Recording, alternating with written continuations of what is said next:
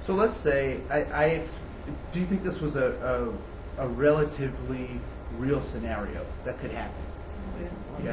Okay. It happens all the time? Okay. Yeah, to everybody, in reverse even. You know, if you go into Target and you could be a white person and you got your sweats on, your hair's sticking up, and you got a big coat on or something, there's security will follow you like you're gonna steal something, or you walk in with a bunch of teenagers. Okay. So, And things are a lot different. I know that I went to pick my son up at school. He's 17 last week. In school, it's so much different than when we went to school. There's a parking spot for a police officer. My son knows what he's never been tased in his life, but they know that's what happens if you misbehave at school. Now, back in the day when I went to school, there was no such thing as being tased because we went there. we get tased on our bottom. Yeah. That was our tase. Yeah. Real quick at detention. Exactly. Right. Yeah. Yeah. I agree with her, but there are funny building because it's a new and other when they're like kind of individuals come in, they have not all of them, but they're known for the tattoos and the type of tattoos that they wear. You take that individual and you put them in the same situation, which she was referring to that she was talking about. And I'm going to say out of 8 out of 10 times, they're going to follow this individual because he looks or he seems as though he would be more violent than she, or she needs the individual that may actually feel something opposed to the first one. Well, I didn't say it wasn't wise. It's right. You have to go with what you. Yeah, and I think one of the things that we have to be mindful of is that, particularly in these kinds of situations, we're all getting played. Mm-hmm. Because the people who have orchestrated this kind of scenario in real life aren't worried about it.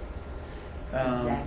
You know, and I'm not a conspiracy person or anything like that, but I do believe that, you know, I mean, if we look financially, those 1% people, they want us to fight among ourselves. Mm-hmm. Because then if we're fighting among ourselves, then we can't pay attention to what they're doing, right? That's exactly how it works. And I mean, if there's somebody trying to figure out a scam, how to scam the public, we're not necessarily going to figure that out right away because we're not looking for the scam. But the scammers are certainly looking for a way yeah, to scam. Scammers are always looking for a way, yeah. right? And so if we can keep, you know, the department fighting among itself or people, exactly. You know, then you don't. I call it bells and whistles. Yeah, smoke and mirrors. Smoke and mirrors, right? And so that's something that we have to be mindful of. The other thing that I think is interesting, particularly in the context in which we're talking, is the black kid, right? What do you think his given that one interaction that may happen to him throughout the day, right? It may happen months and months and months. What do you think his is he likely to be very social or very antisocial? Yeah, pretty antisocial, right? And why? It's very hard to trust people who don't. It's hard to trust people who don't trust you. Especially when you've been very good and you have no reason. And you have no reason not to trust, other than your own mental gymnastics, right? Okay, and his mother is right. And so, and he's a good church boy and going boy and all that kind of stuff that these people don't get to know. But what then becomes, if I become antisocial because I feel that the world is targeting me, how do I show that to the rest of the world? Yeah, right? Indifference, attitude, right? Physically dominant because I don't have control over systems, but I have control over me, so you're going to respect me, right? So all of a sudden, not only is this individual being treated antisocially, that they're not a part of the social construct, they start to exhibit the thing that they're accused of being. And so now it becomes a self-fulfilling prophecy. And actually it's an external prophecy that they are now fulfilling because other people have said, this is how you're going to be. And because they are pushing back, that's actually who they become, right?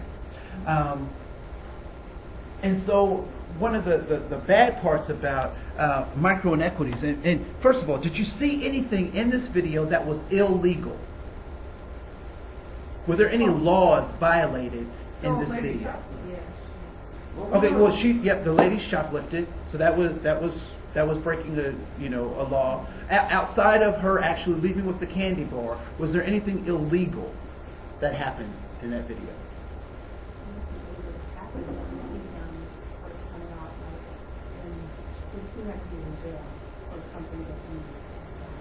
Okay.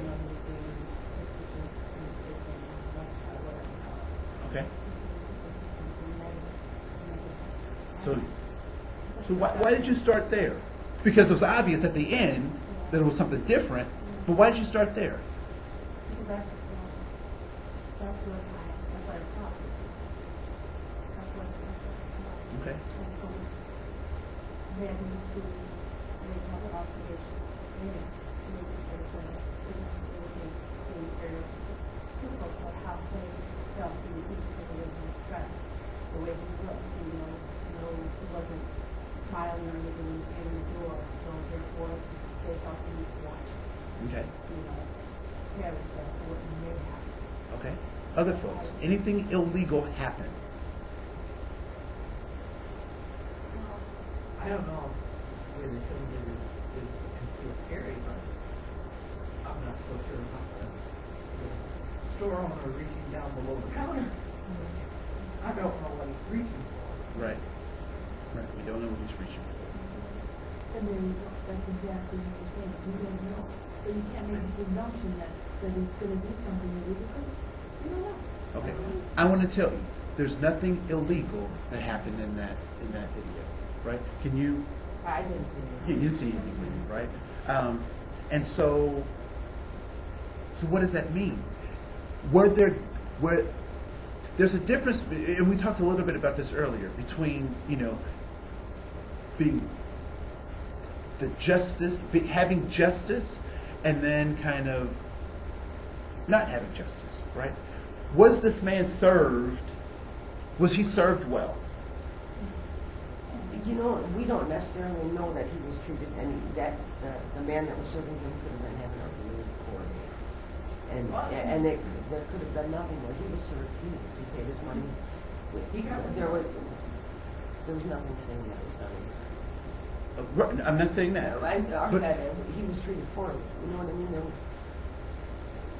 He may not have been treated very kindly. Okay. Well, There wasn't anything discriminatory about it.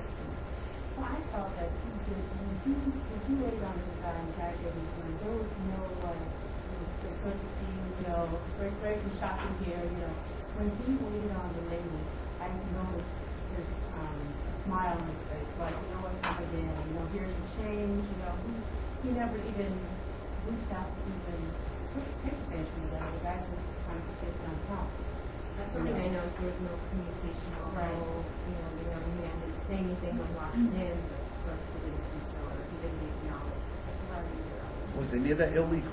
I want to stick on that point. Okay, so because that's important. But I didn't see that much interaction between him and the old lady either. Exactly. Okay.